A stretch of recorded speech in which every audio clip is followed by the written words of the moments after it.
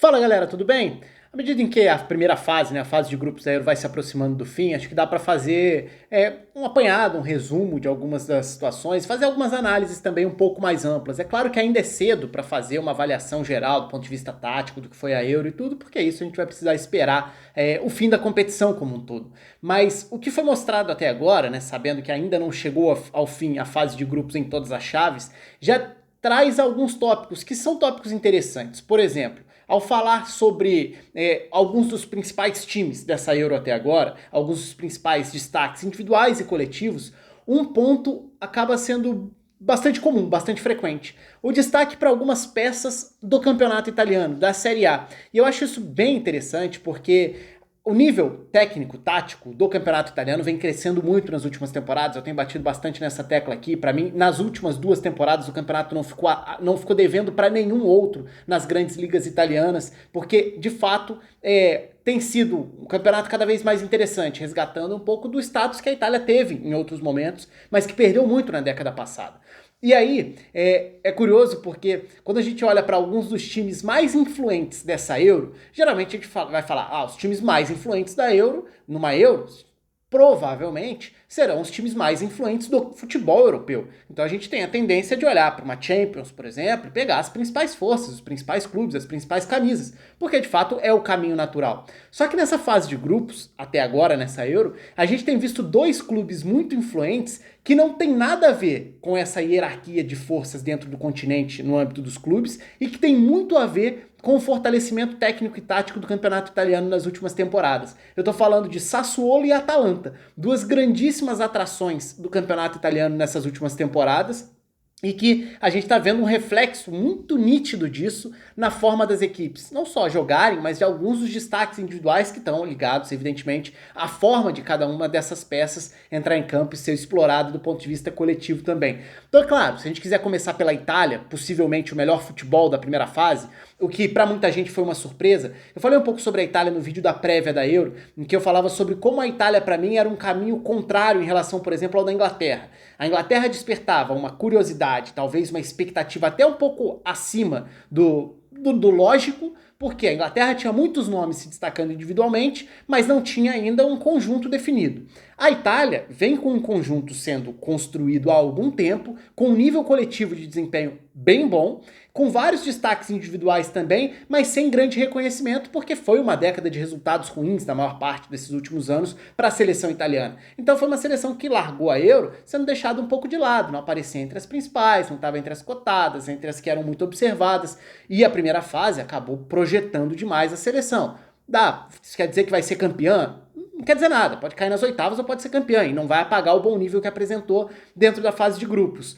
E aí a gente olha para essa seleção e vai enxergar, claro, reflexo de diferentes equipes do futebol italiano, a começar pelo fato de ser uma seleção local, né, de jogadores que atuam no campeonato italiano, o que já joga a favor também da própria liga como um todo, porque a gente enxerga muitas dessas peças se destacando a cada fim de semana, a cada semana dentro do campeonato nacional.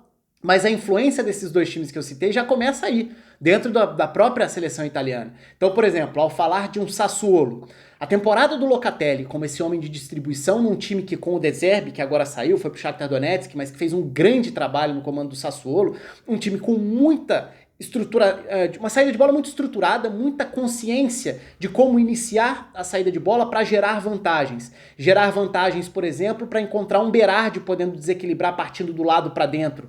Dois caras que estão na seleção, que são titulares, e que num primeiro momento, antes da Euro começar, talvez nem estivessem na seleção ideal da Itália, porque o Verratti era em tese o titular no centro do campo com o Jorginho e com o Barella, mas o Verratti, até por conta de lesão, ficou fora dos primeiros jogos e o Locatelli foi muito bem. O Chiesa possivelmente seria o ponta titular na seleção italiana, ele e Insigne fizeram grandes temporadas, né, pela Juventus e pelo Napoli. Mas quem começou foi o Berardi, e acabou tendo um papel importante também, como esse jogador que desequilibra, que aparece finalizando, que aparece entrando em diagonal, que é acionado muitas vezes pelo Barella numa outra altura do centro do campo, que também tem muito a ver com a forma do futebol italiano hoje de ter grandes meio-campistas. É verdade, Jorginho não tá lá, o Jorginho fez uma bela temporada, foi fundamental no Chelsea no mata-mata da Champions, mas é um cara que se destacou muito no Napoli dos últimos anos, sendo esse regista, né, esse passador que inicia a saída de bola à frente dos defensores.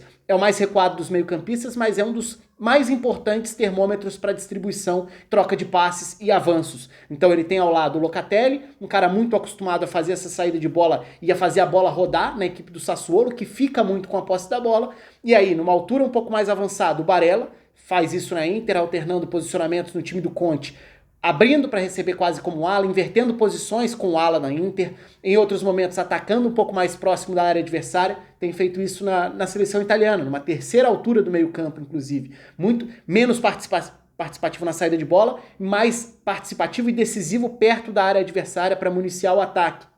Outro nome, aí isso falando sobre a estrutura da seleção italiana. Então foquei um pouco mais nos caras do Sassuolo, mas se a gente for pensar na Atalanta, até mesmo o cara que não tá lá passou pela Atalanta, o que é curioso, né? Porque se a gente for olhar para alguns dos alas que vão se destacando numa Euro em que...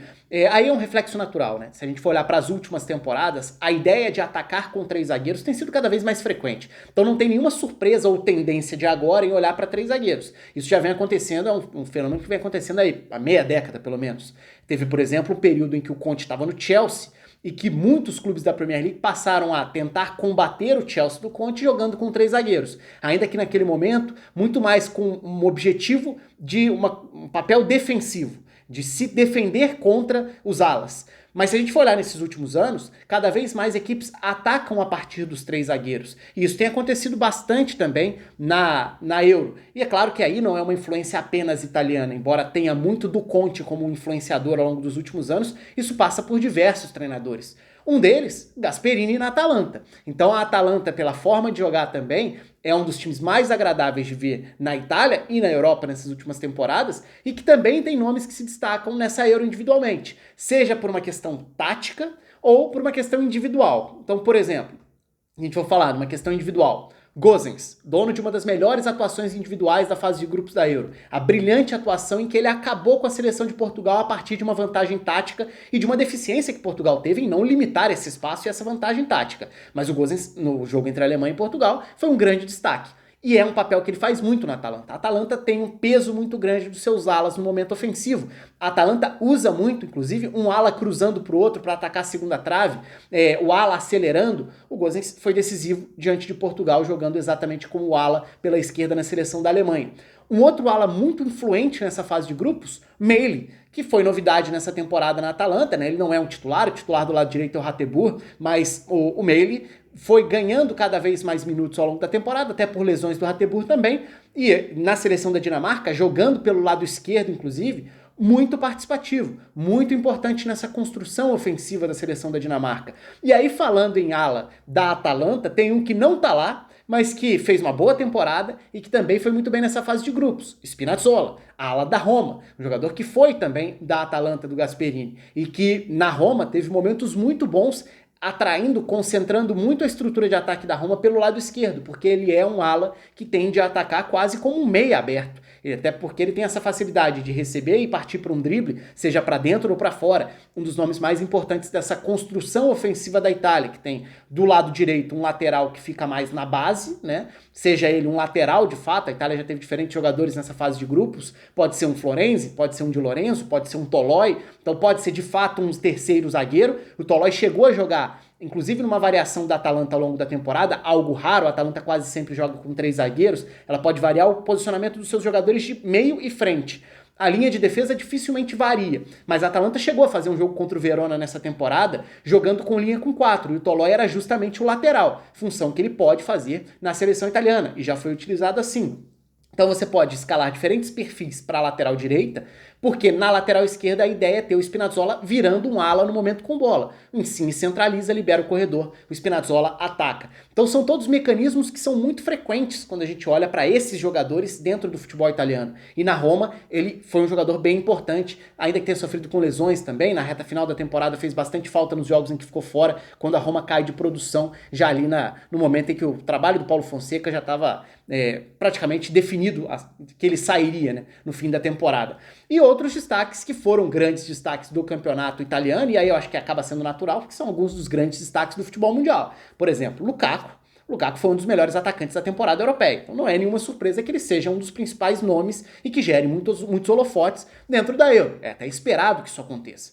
Assim como um Cristiano Ronaldo, um dos grandes jogadores da geração, sem dúvida alguma. Então, em qualquer lugar que ele estivesse, ele seria uma atração dentro do campeonato, dentro da Euro. E não deixa de ter sido também nessa fase de grupos pela seleção de Portugal. E aí a gente está falando de dois dos principais goleadores de uma temporada que teve muitos atacantes de qualidade na Série A e no futebol europeu como um todo, já que foi uma temporada de centroavantes muito bem. Eu fiz um vídeo sobre isso recentemente, inclusive. Então esses são alguns dos nomes assim que a gente pode destacar dessas influências da Série A, ou até do reflexo, de quase uma extensão da temporada da Série A. Vários dos destaques que a gente viu, coletivos e individuais, são vistos na Euro. Ainda tá cedo? Tá, vamos esperar para ver o que vai acontecer. Pode ser que nenhum deles se destaque mais para frente, mas tem virado até uma brincadeira dentro do Twitter, por exemplo, a quantidade de prêmios de melhor em campo indo para jogadores da Série A. E tem vários outros aqui que daria para citar, e vocês podem citar aqui nos comentários, eu quis citar alguns, principalmente focando um pouco mais em Sassuolo e Atalanta, porque acho que são casos muito interessantes de clubes que viraram atrações táticas, times dos mais legais de ver, num campeonato que foi dos mais legais de ver, e agora que mostram uma influência, ainda que não sejam os maiores clubes do mundo, mostram que são influentes numa edição de Eurocopa. Isso é bastante relevante. O espaço está aberto aí para vocês, um abraço para todo mundo, deixem aí sugestões também, já que reta final de fase de grupos acaba sendo um momento para fazer alguns catados assim nesse sentido, né? Pegar algumas conclusões, algumas sensações deixadas na fase de grupos, então deixem as sugestões aí também, um abraço e até a próxima.